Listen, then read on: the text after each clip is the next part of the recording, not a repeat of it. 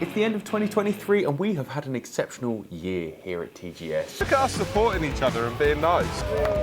Bravo! Give me a Bested by a Brit! We are privileged and we are aware how privileged we are to have experienced some of the things we've done and shot some of the guns we've shot. And today we're going to go through some of the best and worst guns we have encountered this year. Kicking off with this, the Krieghoff K80 Pro Rib. I mean, this is about as impressive as a shooting place I've ever been.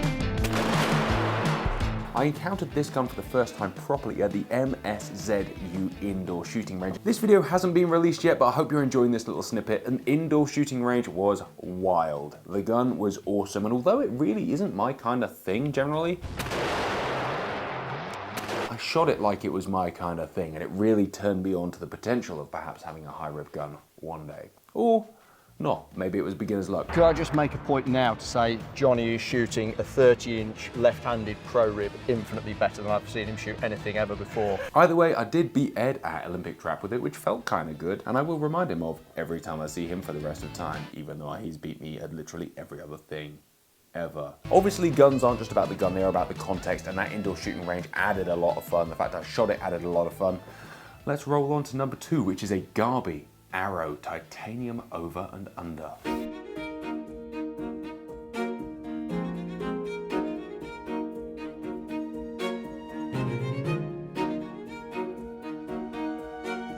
Whilst out in Abar filming Gun City, we dropped by pretty much every gun maker that is still about, including Gabbie. And we've seen the best offerings from all of these gun makers. But there was just something about the way this arrow was engraved, a hand-engraved titanium gun, that I just think about all the time. I didn't get to shoot it, I didn't get to do much with it other than handle it, touch it, feel it, and just take it in. Definitely top draw gun making. Really enjoyed that encounter. And here it is for you to behold.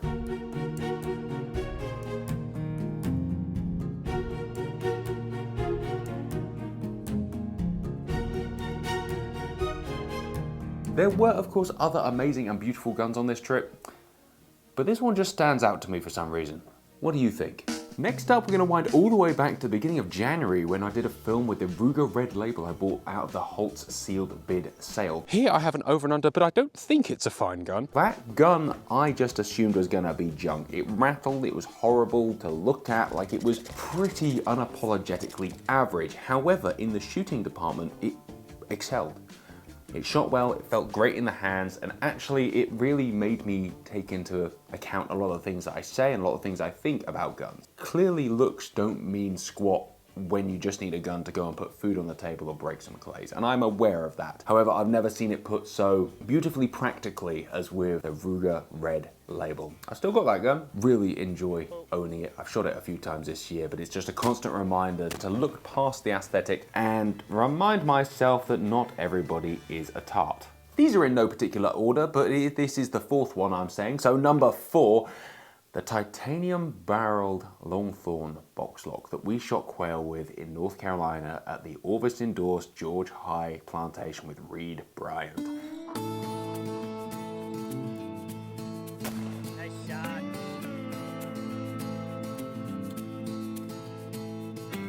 Again, experience was up there and those guns really rose to the occasion and will always have a special place in my heart for that very reason. The super lightweight barrel titanium concept is pretty crazy anyway, but to be able to have it in a 28 gauge, it was just wild. Felt like we were doing something new and exciting. We were doing something new and exciting in terms of gun exploration and trying something new. More importantly, my first ever quail hunt with Reed Bryant, who is a genuinely exceptional dude. So yeah, that gun was awesome. Really, really enjoyed that experience and the gun accordingly. As I said, the two things are often intertwined, right? Like some food just tastes better because of the experience. Some guns will always have a better, more fond memory because of the experience. And last but not least was the Baretta SL3.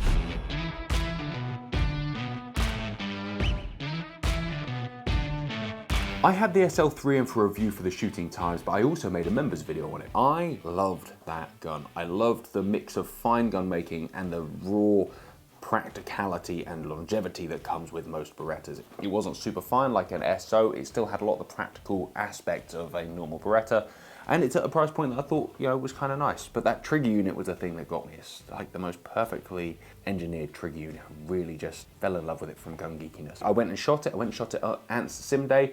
We're supposed to shoot it for a drive, but because of technical aspects from my own gun not working, I actually shot that all day and really fell in love with it. That was an awesome gun, definitely deserving of the top 5. When it first came out, I definitely didn't pay it enough attention, but now it is very much on my radar. Before we go into the worst guns of the year, honourable mentions of guns that could have been in the top 5 that weren't. And always there's guns in the comments that I wish I'd have put in. So if you have one that I haven't said, chuck it in the comments now. There's always a load from Holtz that I miss, and that's sad, but we see so many hundreds of guns a year, it's often easy to forget and just pick the ones that come to the top of your brain first. Honourable mentions, the Zoli from Nationals, my first encounter with a Zoli that actually fitted and was sort of set up for me, loved it. Genuinely always respected that brand and the way they built guns, but that's the first time I shot one and thought, actually, yeah, this is good stuff. The DT11 DLC I shot the Nationals with, I really enjoyed that as well. I've done a full video on that, it'll be coming out early next year. Really cool experience and just a good gun with new technology. I like new technology. New technology is cool. The Purdy from Sport Arm. Fuck me, that's nice, Archie. I just really love the way that gun shot. That was fine English gun making. A really cool race car of a gun. Just beautiful. A classic race car. And finally, the Browning 725-410 that we borrowed or I had access to during our time in the Dominican Republic at Casa de Campo for their 410 competition. Really loved that gun. Just felt like a good thing. Good, honest gun, really well priced and shot adequately with it. Could have shot better, but that's not the point. Again, the experience, the gun, all those things make it an honourable mention. And now it's time for our worst guns of the year. You ready? This is a pretty carefully curated list. Luckily we don't encounter too many bad guns, we don't put ourselves in the path of them. However, a few of them have just fallen into our lap, and there was one that stood out more than anything else. If you go to the Caccia Village video, the one where we went to Caccia Village, this big hunting expo in the middle of Italy, an amazing experience with unbelievably good food, at 8 minutes 50, there appears a gun on a stand that stopped me in my tracks and made me turn and look at it. And I think we cut out my initial explanation because I was using far too many expletives. It's called an Army Cassini, and here it is. It's an Army Cassini. It's 1,390 euros for one of the most bizarre looking guns I think I've ever seen. If somebody knows why it is so ugly, if there is a practical reason for it being ugly, please let me know. Because it wasn't even especially cheap. It was just ugly. I'm aware it's a Magnum gun, I'm aware of a few things about it, but all I know is it is a painfully bad looking gun. This is not easy on the eyes. And that is enough reason for it to be the top of my list this year in guns that are just the worst. Maybe it's not finished. I've seen unfinished guns that look better than that. All right, enough, because I could whinge about this gun that I don't understand for yonks. We're not gonna. Second on the list is the Browning Auto 5. I really made the decision when reviewing one at the end of this year after I bought one from Holtz. I just don't like the Auto 5, and I don't have to. I like just about every gun that I come across, except the Army Cassini and an Auto 5. Everyone was like, oh, you need to tune it, you need to do this. I've shot mint ones, I've shot classic ones, I've shot special ones, I've shot ones with credence and heritage, I've shot mint ones, I've shot shagged ones.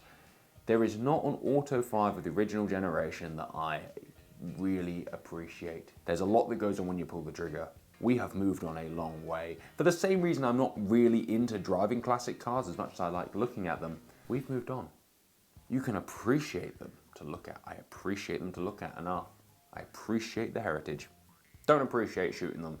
Don't appreciate how much of a fan club they have. Let's move on. Next up is a gun that we looked at just after the Chili Challenge episode of the gun review. Great episode, go and check it out if you haven't. Oh my God, your colour's changing. Oh, it's building. Oh, wow. And that is the Webley & Scott Pro Comp. A £1,200 sporting clays gun with some very exciting features. And the reason this is in my worst guns of the year is because I really liked the way it shot. I really liked the stock specs on both. I just wish they'd spent another $100 on the action. And a few gun companies are doing this now, like adding glove grips, adding technical stocks, adding barrel weights, adding a lot of the technical stuff from high-end guns into their cheaper Turkish guns. And I think it's fantastic that everybody is gaining access to this for a lower price point. However, the investment in all of that lipstick doesn't necessarily fix the fact that the action isn't quite as nice as you'd want it to be with all that other stuff on there. And that's probably going to get me in trouble saying that, but that's how I feel. It just doesn't make sense to me why, if you're investing another, let's say, £600 or £700 into stocks and barrel weights and chokes, why you wouldn't just go the extra £100 and polish some of the parts of your action, polish up the bite, make it out of a slightly better steel, do all these kind of things, because these are all tiny little tweaks in terms of cost. An extra $5 will get you a better steel. An extra $10 would perhaps spend a little longer in the hardening process, slow down production, get you a better quality action. Another 2 hours work polishing internals is probably $40. And there you go, there's your $100. Bosh. Like, to me, that just seems like a better spend of money. But I am this kind of guy that would buy with just a Grand European and, you know, buy it in a 7000 and hybridize them, because I think that's a good idea. So I'm not to be listened to. Last but not least is another Browning. Why are there two Brownings in the bottom? 4. This is sad. Is the BPS 410 that Michael brought to the gun review. The most unreliable gun we have ever had on the channel. Oh, malfunction, most expensive gun. Pair loss. More or less. Certainly top 3, bottom 3 reliability. It just didn't work. Didn't work with 2.5-inch shells, didn't work with 2-inch shells, didn't work with 3-inch shells, didn't work with multiple different brands, didn't work with different ages. Just wouldn't work consistently, wouldn't work in the sort of manner with which you'd expect a BPS to work. A lot of small bores are just unreliable by comparison to their 12-bore cousins. The actions are scaled down, but they don't put anywhere near the time or effort developing it as you'd expect with the 12-bore. And so you do run into issues with the over and unders. That's usually ejection with 410s, sometimes with firing mechanisms, changeovers. There are companies that make extremely reliable 410s. Maybe we should make a video on that, the world's best 410s to buy. I opted, as you saw this year, for an AOA number 4 because, hey, solid and reliable. Guys, what are your best and worst guns of the year that you've seen on the channel, but also you've seen elsewhere, that perhaps maybe, if we haven't done them, we'll get our hands on them and bring them on in 2024. Hope you've had a wonderful Christmas. Have a wonderful New Year. And we'll see you next time. Thank you for watching, guys. This channel is made possible by our amazing sponsors. You can find out more about them in the description down below. And if you want to support the channel, you can join as a member. You get loads of extra content, well, some extra content, and occasionally we hook up and go clay shooting together as a membership group. If you don't feel like joining today, we really appreciate you watching and subscribing. Have a wonderful day. The selector's cute. Great format, just too easy for you. Flappy, flappy. But this is a traditional Umbrian snack. Different to call it a snack. Birds, birds, birds, birds. Reload, you gotta be ready. You never know what's coming. What's that, 2 out of 6? I don't think I've ever had to concentrate this hard to shoot glaze. What you got there, man? It's a dick knife, mate.